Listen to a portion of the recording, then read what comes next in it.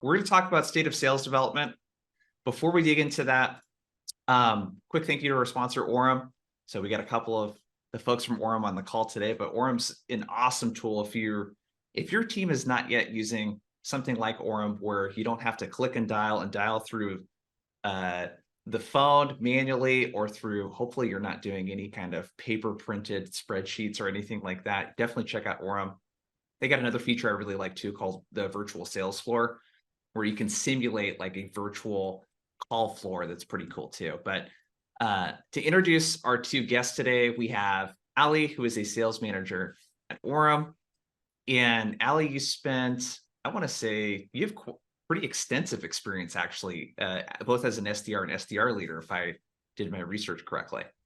Yes, you did your research correct. So I started my career at ADP, as I shared, and then graduated into the SDR space, and was doing the SDR work for quite a while. Ended up working my way through creating onboarding programs, and then before joining Orem, actually built and led a sales development team for the last it was about 5.5 years or so. Got introduced to Orem as a way to help my SDRs. So I'm actually a former customer.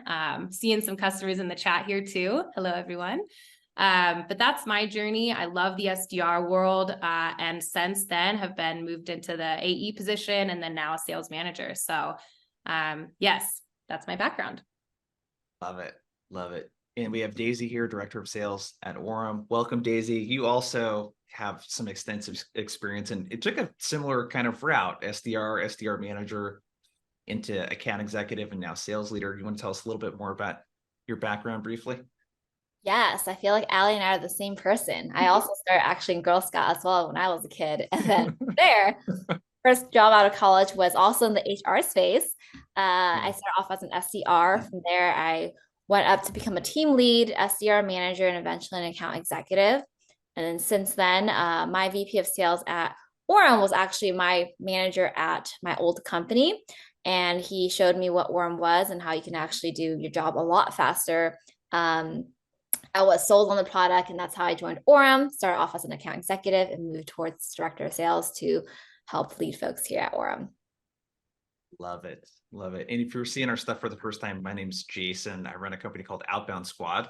So we do a lot of work with SDRs and AEs around outbound, cold calling, cold email, how to get better outcomes, and also around discovery, multi-threading, demos, that sort of stuff. So before we dig in today, let's give some quick background. And the way today is going to work is we're hoping to make this as interactive as possible. So if you got a question, drop it into the chat. We'd love to answer it.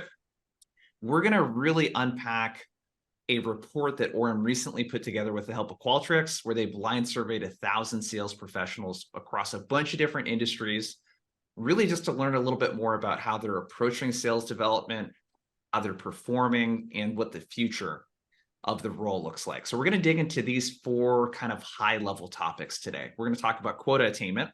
So how are SDRs doing right now? We're going to talk channel preference. So what channels are working best? SDR support. Do we have any account executives? Actually, let me know in the chat if you're an account executive. We're going to talk about the level of support that account executives could expect to receive as well from SDRs. So that SDR to AE ratio. Oh, cool. We got a bunch of folks. Hey, Sharm. What's going on, man? Awesome. And then we'll talk about and kind of leave it with the future of the SDR role. So let's talk first, Daisy and Ali, about quota attainment. So here's what the survey showed. And I don't know, does this, maybe start with you, Ali, do the results surprise you at all in terms of like the level of like SDRs, like the amount of SDRs that are actually hitting quota? Because only 50 out of the 1,000 are actually hitting 90 to 100% of their quota. But you've been in the game for a little while. How does the survey results here compared to kind of what you would expect? Yeah, I think the survey results actually align pretty well with what I've experienced in previous roles and organizations, also just what I would expect today. I think candidly, it's gotten harder and harder to start hitting quota over the years. There's more buyers in this space. There's more competitors in this space, and budgets and all of these things play a role in it. And so, when we did this report, I believe the majority of the teams still were hitting quota, anywhere from 51% to 75%. That over 75%, about 26% of SDRs are hitting, above that. And I think that's where we can focus and double down on like, what are those reps doing and how can we replicate or duplicate those efforts? But by and large, when I saw this data, it didn't surprise me too much. I think traditionally in the SDR world and AEs as well, there's usually a little bit of a bell curve where we have some reps who aren't hitting, then you have your mid performers and then your high performers. It's all about finding those tactics of the high performers and replicating that for mid and lower as well. What about you, Daisy? Yes, Allie is spot on. So this is a very familiar bell curve, I'd say, in the SDR and AE world, where we do expect there's a fraction of top performers, majority in that middle range, and then there are folks that are trailing on the bottom range. I think it's also important when we look at these type of graphs, whether it says this or something else, is to understand what is quota compared to what's the company's ARR, ACV, and sales cycle. Because sometimes you might see different graphs other than this, where there's a lot of folks hitting or a lot of folks not hitting. And it's really important to assess and understand, are quotas set correctly based off of what the average deal size is and average sales cycle look like too. Gotcha. So let's spend some time here. I think the fortunate thing that you guys have at Orem, it's the same thing that I get to see what a lot of sales teams do. And you guys get to hear about what a lot of the problems are that folks come to you. And I'll kick this first question your way, Daisy.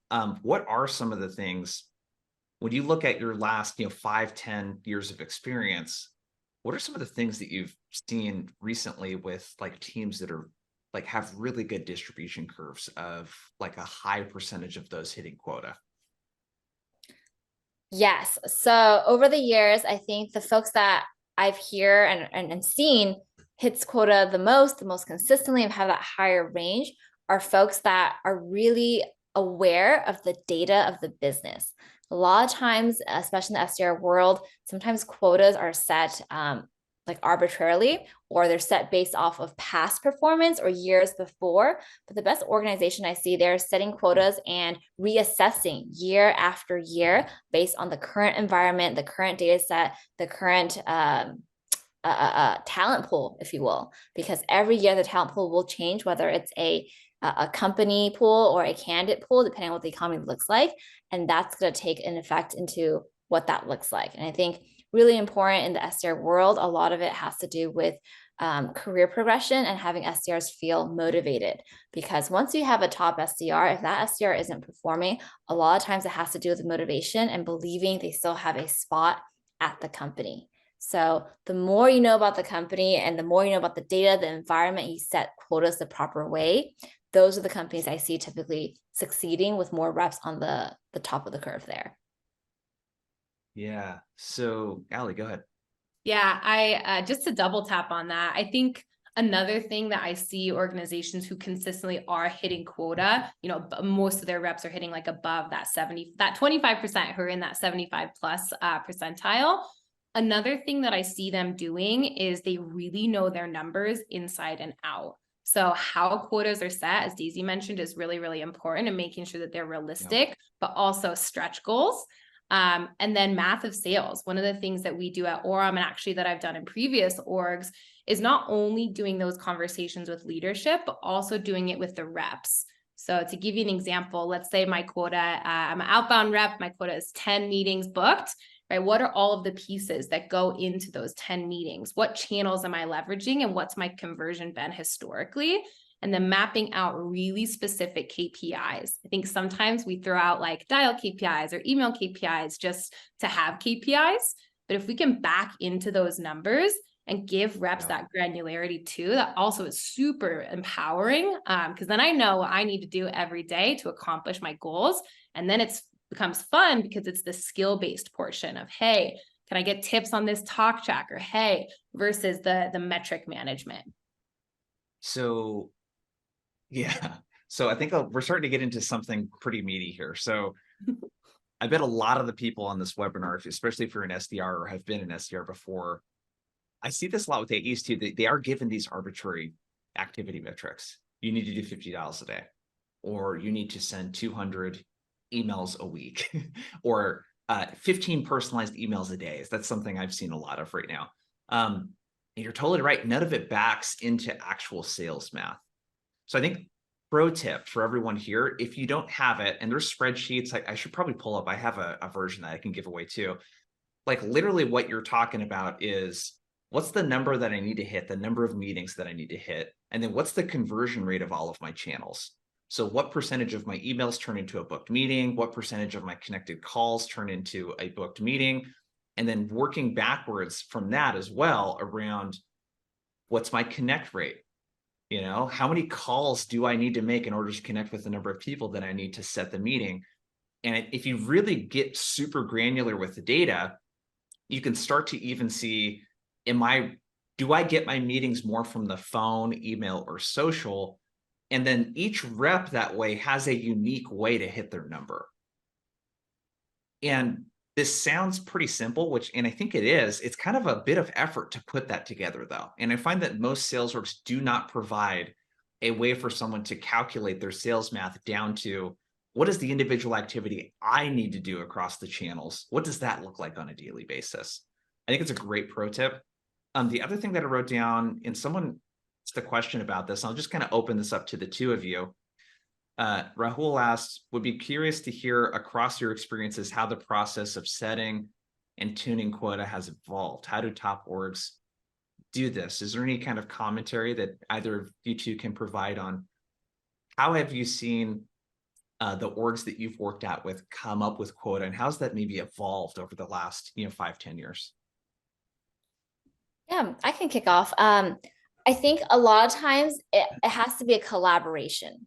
A lot of times when we're thinking of setting quotas, I think the SDR leaders will set quota one way, sales leader will set one way, rev ops or sales ops think about a separate way, but it all has to come together. And even with CS and understanding renewals, upsells, so at the end of the day, everyone's going towards the company number, which includes the CS portion and what comes in and out as well. And so the more we understand which clients are the stickiest, which clients work for your product the best, is how we can focus on the quota that makes sense. And what that means is that we have to understand, in the business, you have different segmentations. What is the conversion of each segmentation? Where do we put focus? And what's the conversion between the segmentations that renew as client versus churn as churn risk as well, to put that number together? And I think even more important is, whatever the details and math lay out as, we have to reassess whether it's quarterly or annual. Because a lot of times when you put all that work to create that number, people fall off of it, and we expect those expectations for those quotas, for those metrics, that we're not constantly reassessing and collaborating as a team to understand where everyone's at in terms of driving to the company number. That's where things fall off, and you have to recalibrate. Yeah, I think the granularity that you mentioned there across different segments is super important. So important. I think that I've seen a trend in the last year or so, post-COVID, with sales orgs starting to reassess how they segment and what business, like employee count that they do it by.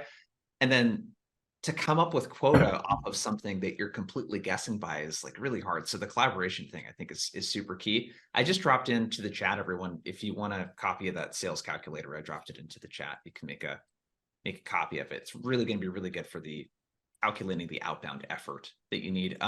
Anything else you would add, Ali, on quotas, collaboration, just kind of what you've seen, even firsthand in companies that you've worked with? Yeah, definitely. The collaboration is huge. What I've done previously is a top-down approach typically, but then also a bottoms-up approach. And it should be a negotiation, right? Usually companies will have sort of a number that's given from like their board or whoever. That number is being assigned to them in terms of revenue. And then step one for me previously was always going through those with other sales leaders, understanding the segmentation, how much is driven from SMB, how much is driven from mid-market, enterprise, or whatever that looks like for your organization.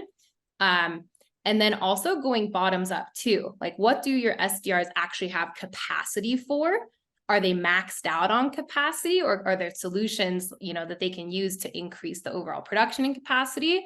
And then mapping that out and kind of going to negotiation, right? Of, hey, we realistically can drive this much.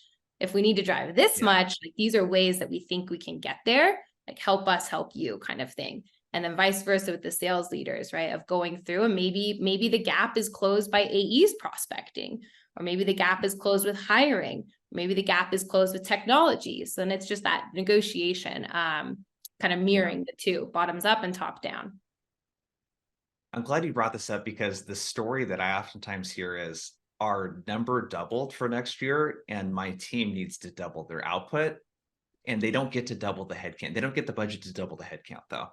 That's where like a tool like Orm can help, like dramatically increase the output. But what advice do you two have around, like, what is the output that is possible from an SDR? And I know it's going to change across enterprise, mid-market, SMB, that sort of thing, but do you have any broad brushstrokes recommendations that you two would recommend based on your experience of how many qualified meetings could we expect a typical rep to set up based on their segment?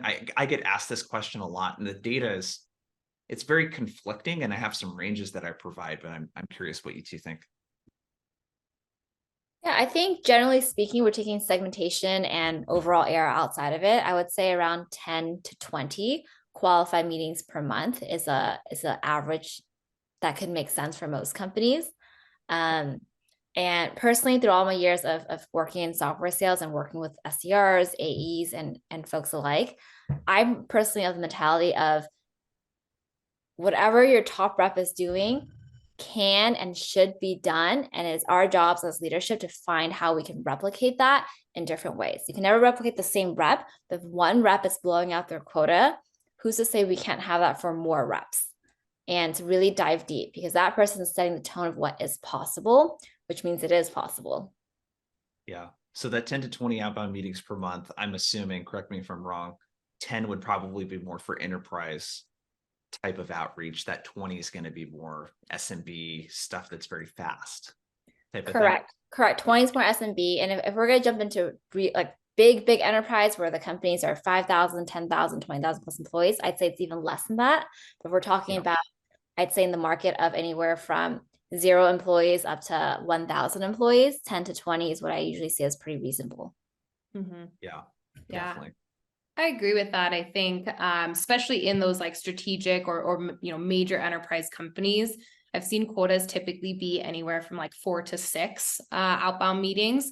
Also factoring in though channels, right? Are the teams hybrid? Are they full outbound? Is it just inbound?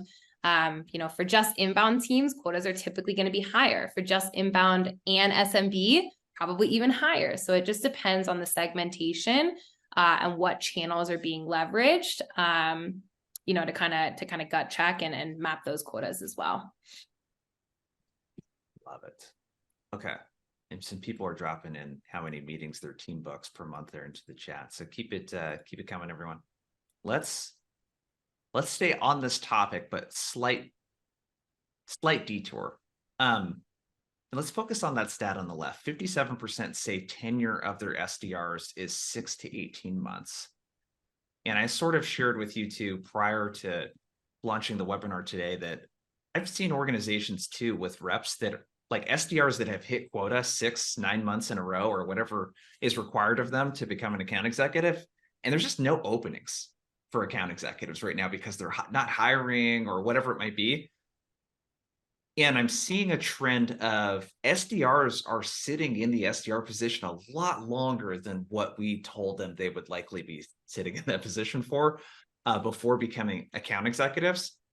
And my question is, and I'll throw this your way first, Daisy, is have you in your experience seen like the tenure of SDRs going up or down? And what do we do to keep someone motivated? Because the biggest thing I think that people are thinking about is the attrition that they might experience if someone's hanging around in that position for too long. So keeping them motivated, that sort of thing.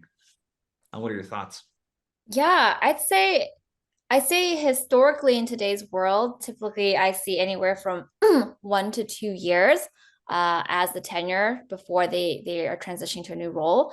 And I think the biggest thing is setting the proper expectations from the beginning. A lot of times folks that are leaving the company, they've been in the role too long, there isn't that AE spot open, is that they didn't understand that it could take longer based on the economy, based on the company and things like that. And the proper expectation keeps reps motivated, encouraged, and they're learning and growing. And what we typically say to folks as we're interviewing internal hires as well is that, if you make that promotion, if there is a spot that opens up, you want to be that rep that blows out all the other rep. You want to be that top 1, 2, 3 spot. We're not just promoting you to be an average rep or below the mark rep because you're starting out from an SDR to AE promotion. Be that top of the leadership board rep. And what that means a lot of times is, if they're not ready, they can be really good in their SDR job, but if they're not ready, they don't have the skill set, the best time to brush up those skill sets is in that SDR role. There's a lot less risk, a lot less stress. You don't have a big closing quota over your head, and you focus on those skill sets. And if that training program's not there at the company, then we want to empower the reps to take it within their own hands and create the program. That shows leadership, it shows initiative, and these are the strong skill sets that will make them a better rep if and when they become promoted too.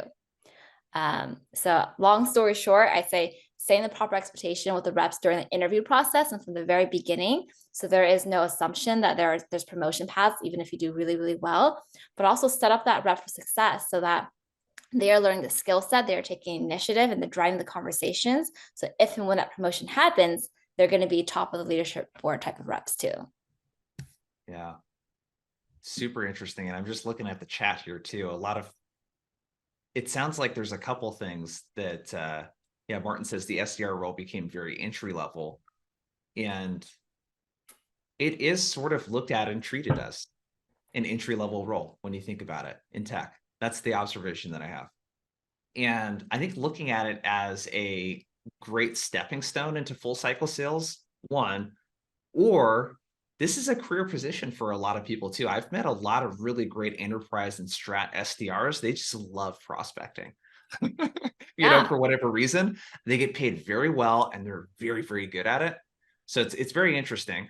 Ali, what would you suggest if there's a sales leader watching this right now that's working with some SDRs, keeping them motivated for what's next? Is there anything tactical that you would share with them in terms of stuff that they could do to help their SDRs continue leveling up, things they might think about to prepare them to become an account executive, et cetera? Yeah, definitely. I was actually seeing in the chat, I think Katie is spot on here of having like pathways for promotion within the SDR role as well, right? Maybe you start, one of the things I've done at previous companies was have, 4 or 5 levels in the SDR role. SDR 1, SDR 2, you could do a senior SDR or start working in the enterprise space. So there's always that continued progression, because most of us got into sales because we're competitive and we really like to win and progress and level up ourselves. So even if there aren't AE positions open yet, it is helpful to have those pathways for promotion directly in the SDR role, or, leadership as well, team leads or working to be SDR managers too. Other things that are helpful that you can put into place in terms of tactics are like certifications. So for example, one of the things that I see oftentimes, or that we focus on here at Orem, is discovery and transitioning from like SDR discovery and the questions we ask, as we're qualifying and setting up meetings, to AE discovery. So one of the ways that you could work with reps is setting up either certifications, role plays, pairing, AEs who are wanting to maybe go into leadership as well with an SDR who's hoping to get promoted to an AE role, and have them share tips and tricks. Solutions like Gong or Chorus as well, where they can go in and listen to, call recordings and like write down questions that they want to start asking. So I think discovery is the area I find, and as an AE, as a sales manager too, I always go back to discovery. So I think that's a really big area where, reps can start focusing and doubling down and collaborating with other people in the organization to help prepare them for an AE role as well. Yeah, so it's to both of your points, thinking about your personal brand. So when it does come time to select more account executives, like being the obvious choice, are you the person that's like networking with other sales leaders and account executives, riding shotgun, watching calls? Do you already know the language that the buyers speak later through the sales cycle? Have you prepared? your stuff for that. And if your company's not giving that to you, I mean, there's tons of free content on LinkedIn that's posted, and there's courses, programs, all that kind of stuff. Okay. Yeah, Marina says, being the brand, I like it. This is my way. Totally. Yeah. Okay. Let's shift gears. Let's talk channel preference. And I'm going to put a poll out here in a second because I'm curious on what it looks like for the other folks. But this is what we've seen and what Orem has gotten in terms of the number of touch points to set a meeting. So this would be how many emails, phone calls, social touches, like how many activities do I have to put in to set a meeting? And I'll kick this first question your way, Allie. If you could remember when you were getting started back in the day, what did it look like in terms of activities to get a meeting then versus what it looks like now? And why do you think it's so much harder to get a meeting these days? I laugh because I think it's changed drastically. It depends still on your segment, right? I think that's the caveat for this whole conversation. But when I first started cold calling, connection rates, I felt like were much higher. Email response rates were much higher. Now we're sort of getting inundated, right? Where there's always emails coming in, always LinkedIn messages coming in, always cold calls coming in. And so it's harder to cut through the noise. I think there's a couple reasons for that. One, there's more resources for us to leverage. And so SDRs and AEs, we can just produce more. So naturally, there's going to be more noise for buyers. And then also, right, innovation, like maybe your product was the only product back in the day, and now there's 10 or 20 competitors, so it's harder to cut through that noise as well. So I think those two reasons, right, attribute to the increased amount of touch points that it takes to set a meeting. And then the last piece is there's more buyers as well. The buying committee is bigger, right? It's not just you making the decision anymore. There's probably a handful of people. So it can sometimes take a couple of conversations with multiple people in the org, especially on the enterprise side, to book that meeting. So 3 to 6 or 7 to 9 touches, is not surprising to me in this landscape today. And let's launch a poll real quick too. Let us know in the poll how many touches for you to land a meeting typically. I do see massive variance across industry too. So like transportation, for example, when you're calling into, it's like a 30-40% pickup rate oftentimes when you're calling into that persona. So you're getting way more at bats versus calling into marketing people, salespeople, or the tech crowd, I notice. So it's very interesting. But Daisy, what do you think in terms of touch points to get a meeting? Where do you see this heading? Are we going to a place where it's going to take 20, 25, 30 touch points? Are certain channels maybe going to no longer be effective? Like, is it just going to keep going up and up and up? And that's what I always wonder with outbound is it's like, it's so hard to get a meeting and it seems like it requires more and more and more effort.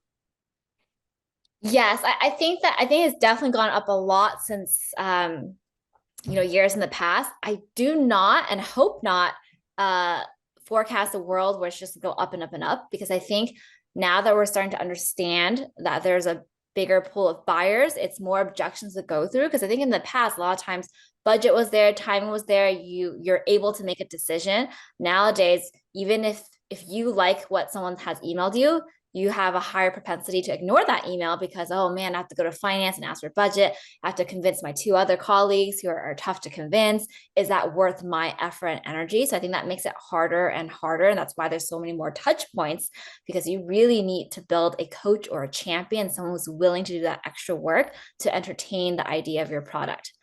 However, I do believe in today's world, especially with AI and all the tools and software available, as sales professionals, we can get tighter and tighter with our pitch, which is what it takes to cut through the noise and have less touch points. Because right now, everyone, give or take, has the same email strategy, the same jokes sometimes, the same even pickup line when you talk on the phone.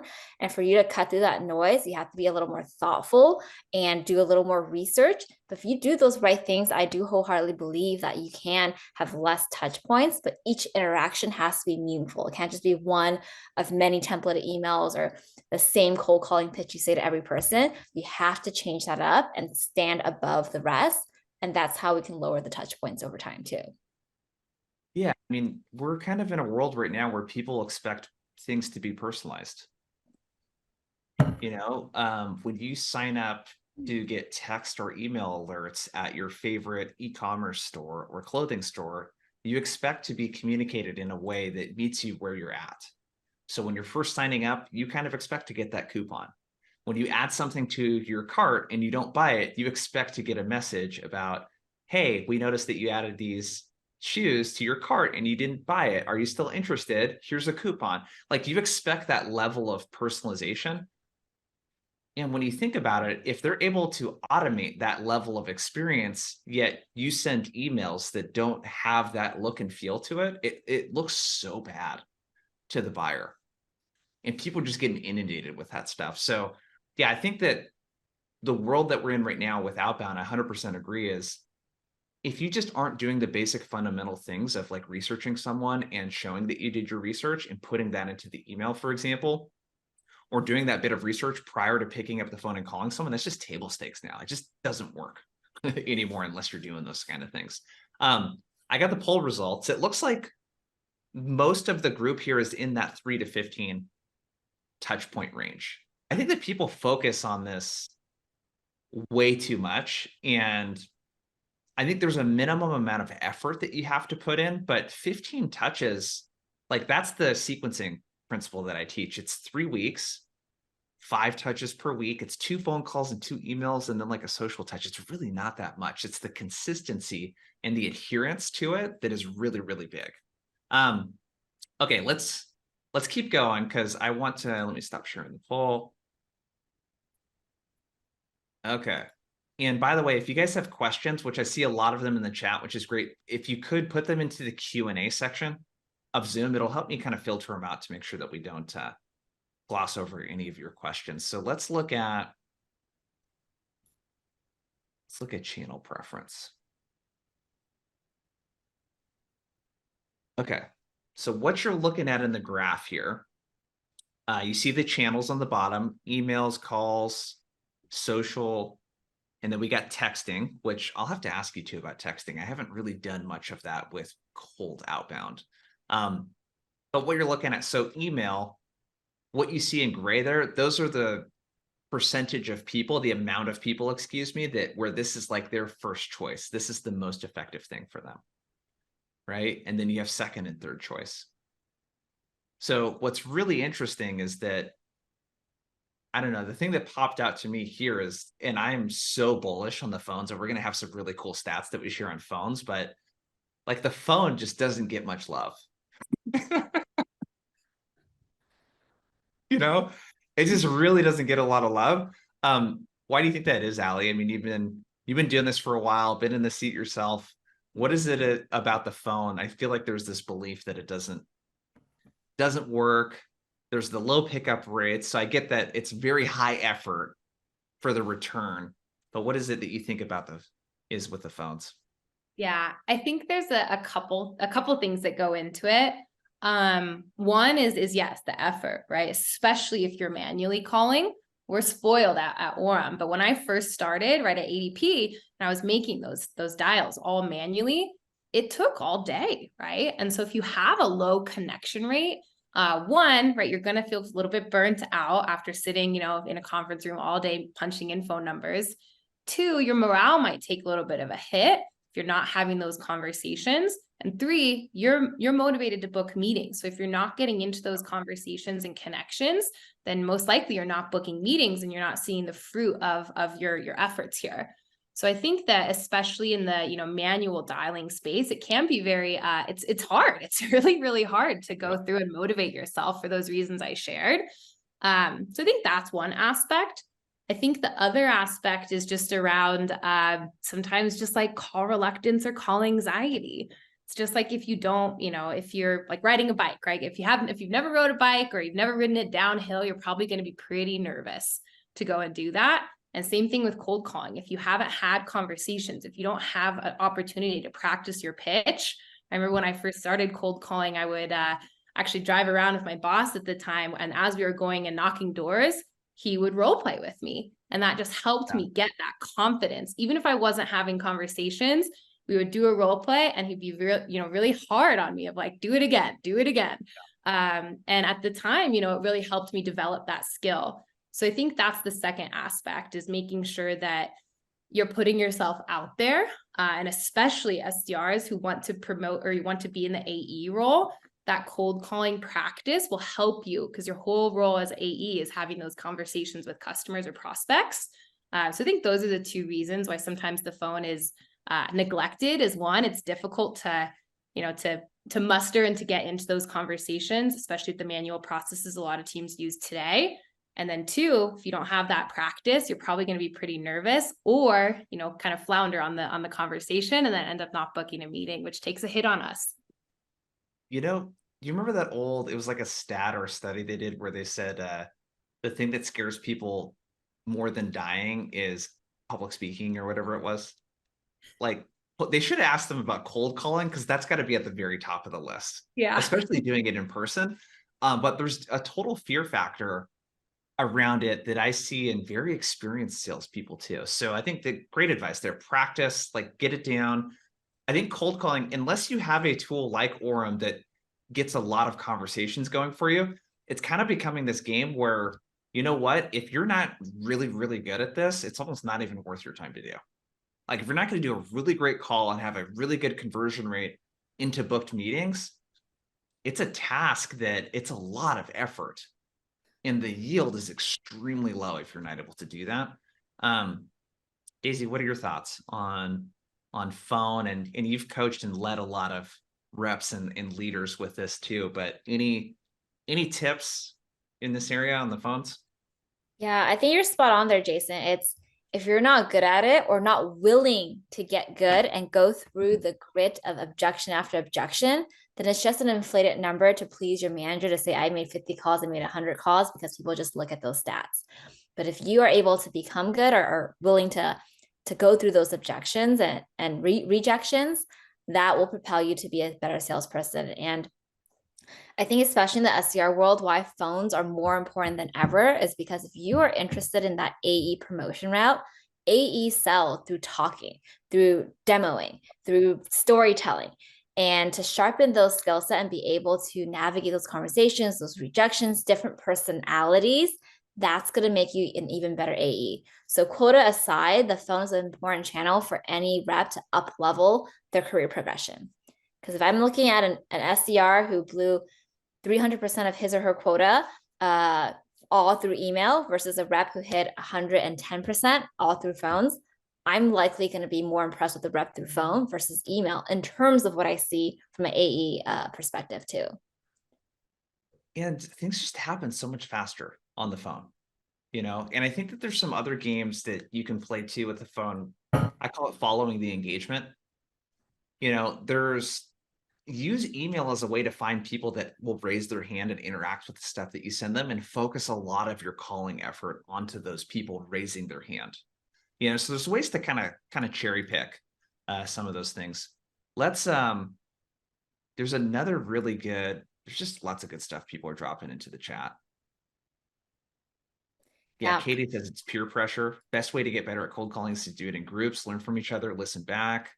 Can you guys share, it doesn't surprise me.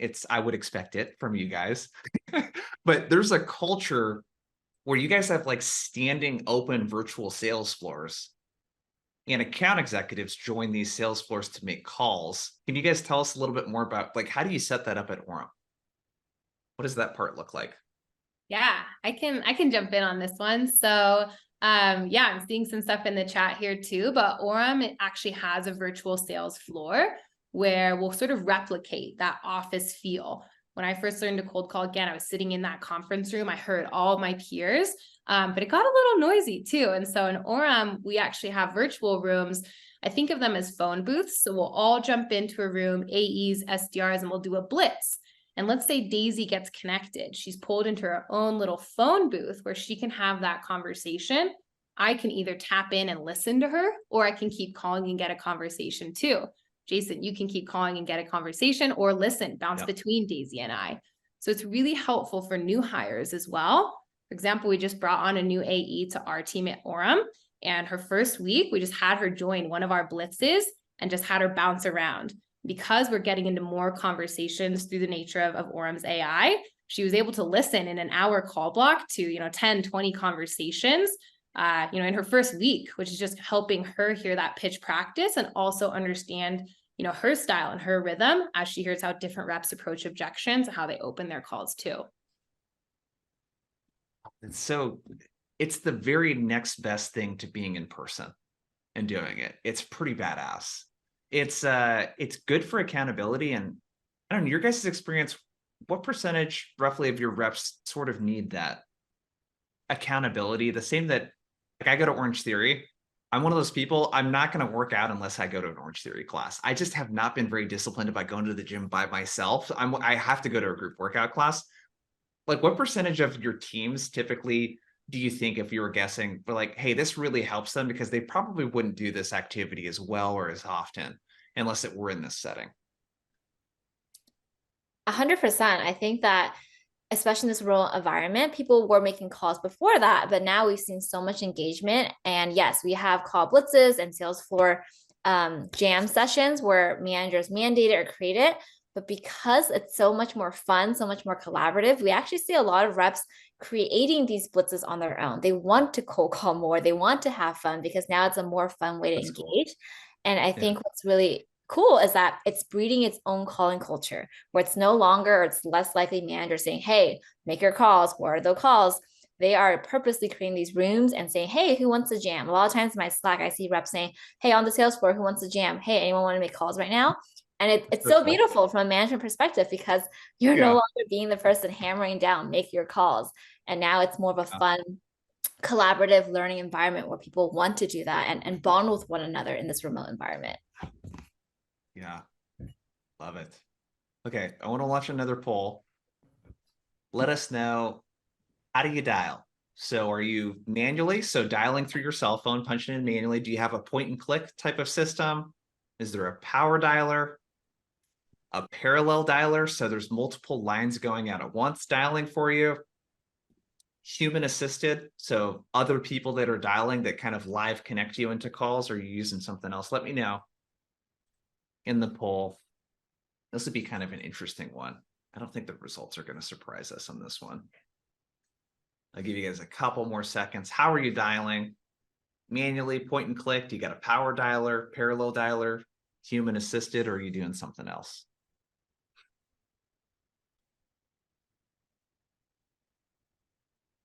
We're going to end the poll and share it. There we go. Sort of what I expected.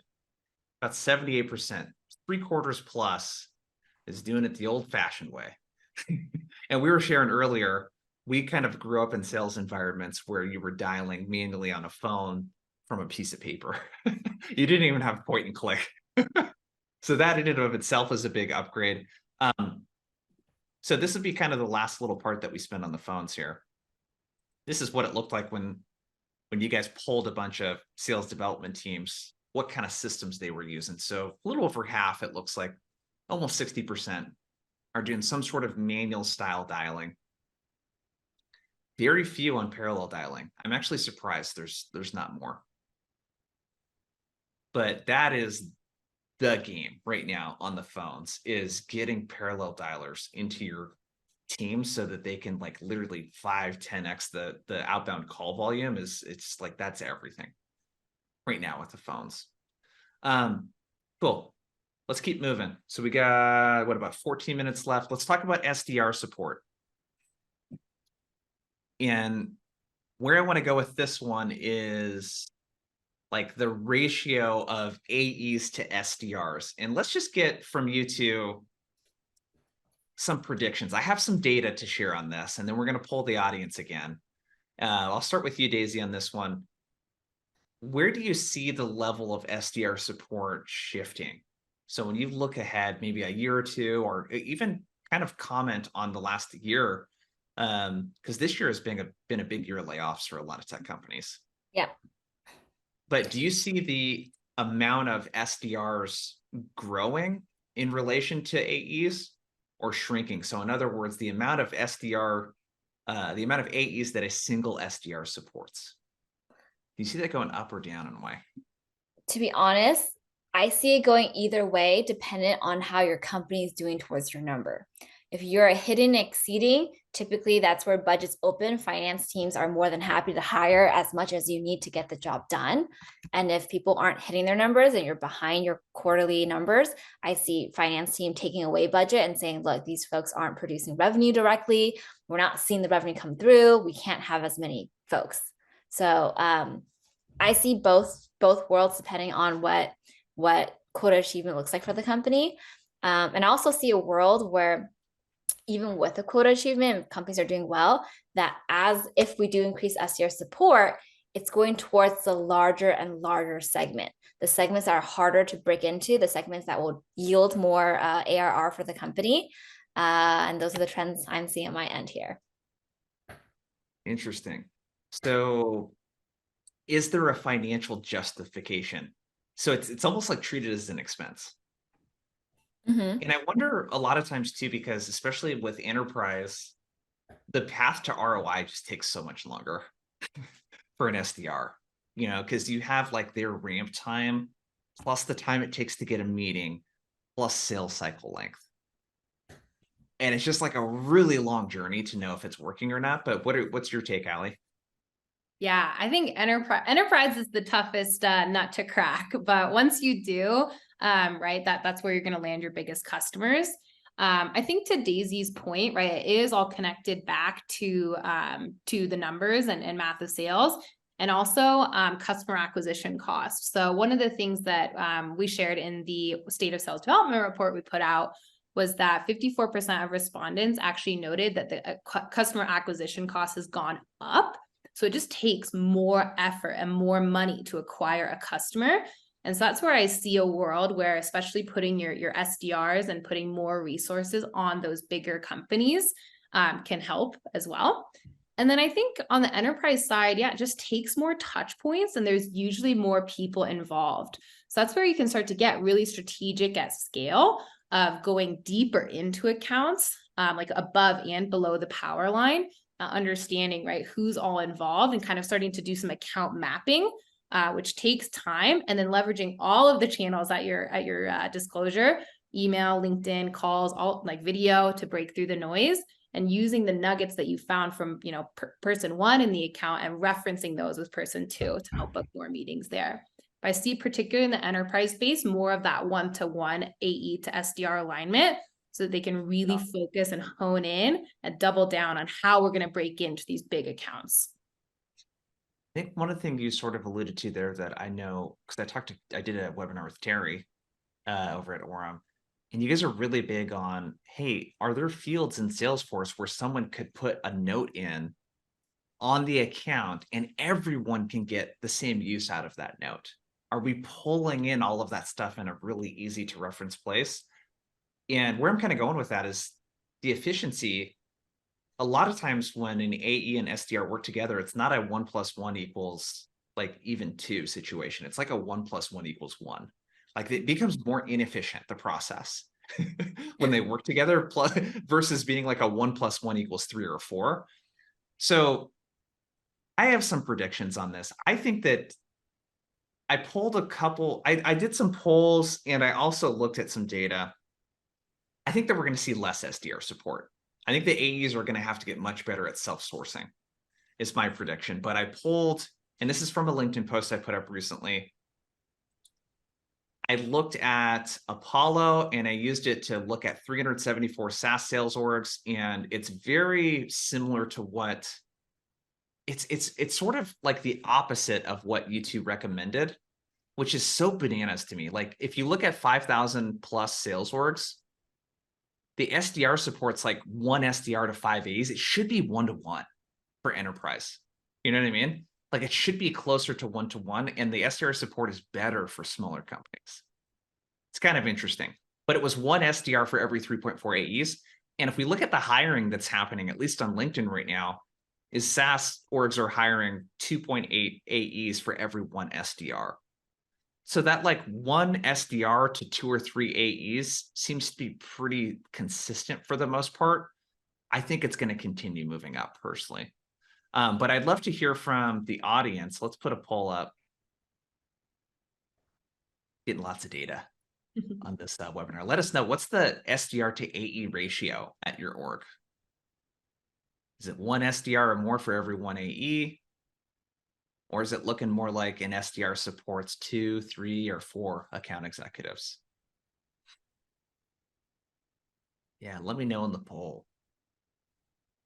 Dude, Kyle says 2 SDRs for every AE. That's amazing. Yeah, those are some lucky AEs. Yeah, 2 Well, SDRs, over 1 there. AE. Oh man. Yeah.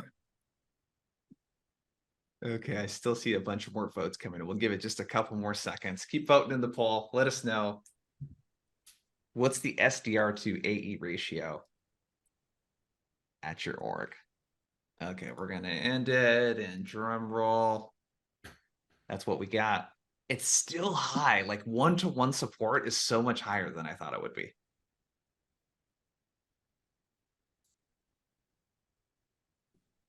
Yeah. It's Stuart Chant just dropping in a summary of the call today. Love that, Stuart. I think a lot of it also has to do with what the company size is. The smaller the company, it's very easy to have that 1-on-1 ratio, as it should be, because you're hiring 1 SDR, 1 AE. Maybe you hire 1 more AE, 1 more SDR. But when you're scaling to a company with 100, 200, 300 reps, it becomes a big a financial cost to justify those reps. And not saying they're not justifiable, but it becomes a bigger and bigger conversation with multiple stakeholders and multiple decision makers to continue the org as they see fit too. Yeah, totally. Okay, we got 5 minutes left. I want to spend some time in one more area here. Let's talk about the future of the SDR role. So I think what the data shows us is that over half of the orgs you guys surveyed, they are increasing headcount on the SDR team. So they're growing the SDR team. The other thing I thought was super interesting was the correlation between SDRs hitting quota and AEs hitting quota. Very interesting. So 73% of the time, if the SDR team is hitting quota, the account executives are also hitting or exceeding target. And I think it just like doubles down on the importance of, if you got an SDR team like really figuring out how to increase their efficiency and the results they're getting, it's going to have a massive impact on the account executives. This sort of validates does the SDR function work or not? And that's obviously a question that every individual org needs to ask themselves and like really look at the pipeline that SDRs source for your company. Like, does it produce revenue? Raises a big question. But we'll start with you, Ali. Predictions for next year and beyond. Where do you see things heading? Maybe not necessarily just the SDR role in general, but do you see a world where AEs are going to need to do more self-sourcing? Do you see outbound changing in any kind of significant kind of way? What do you think it's going to look like over the next 2 or 3 years? Yeah, I think we've proven in the SDR world, like segmentation does work really well. Now there are still companies where it makes sense to have full cycle reps or a combination. But I think like the SDR role is here to stay. SDRs do a great job of like producing pipeline and driving those revenue channels. So my prediction is that it will shift probably a little bit moving forward.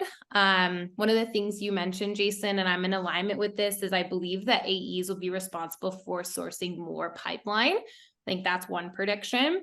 The second prediction, and again, taking it with a grain of salt, depending on your industry, who you're selling into, but I think particularly in the tech SaaS space, outbound, and as we talk with customers who are coming to Orem, outbound is more of a priority and a focus. It all goes back to that customer acquisition cost. It costs more to acquire customers. Inbound leads are expensive. And so I think a lot of times I see companies that are doubling down on outbound as a way to reduce that customer acquisition cost. And then also having AEs self-source. In previous orgs, that was always something we had talked about, in my previous company, something we do at Orem. Everyone is responsible and has a hand in pipeline generation. Those are my two predictions. More doubling down on outbound. Inbound will still be here, but more on the outbound side, and then more on the AE sourcing as well. So we're all rowing in the same direction toward the revenue target. Yeah, just to double click real quick on what you said, because I'm actually hearing this from VPs of sales I speak with. It's we need to move to an outbound led sales motion because the cost of acquisition with inbound is way too high. I'm hearing that a lot. So it's very interesting. If you're a sales rep or a frontline leader, like be thinking about this, like your team, they need to have good outbound chops, your account executives. Daisy, what about you? Any predictions? Yeah, I think Ali is spot on. The SDR team isn't going anywhere anytime soon, but I think the AE world has to self-source. And what that also means as AEs are self-sourcing, focusing on that, I think if there's a world where we are going to be up-leveling our SDRs more, we'll be expecting them to maybe even focus on some of these smaller deal sizes, run full cycle for some of the smallest deals for the companies. And it goes in the same direction where there's still that support, but we're up-leveling everyone to do a little more to drive that revenue for the business. Totally. That's all we got for today, everyone. I'll drop it into the chat again. Make sure to connect with us on LinkedIn. Check out Orem.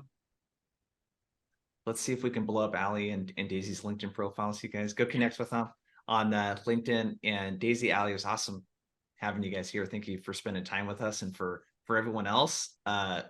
Great engagement today. Tons of questions. Really loved it, and we hope this was helpful for you. We did drop in a link to grab the state of sales report. I'll drop that in the link again, and that's all I got for you guys. Appreciate it. Thank you, everyone. Thank We'll see you. ya. Bye. Have a good one. Bye.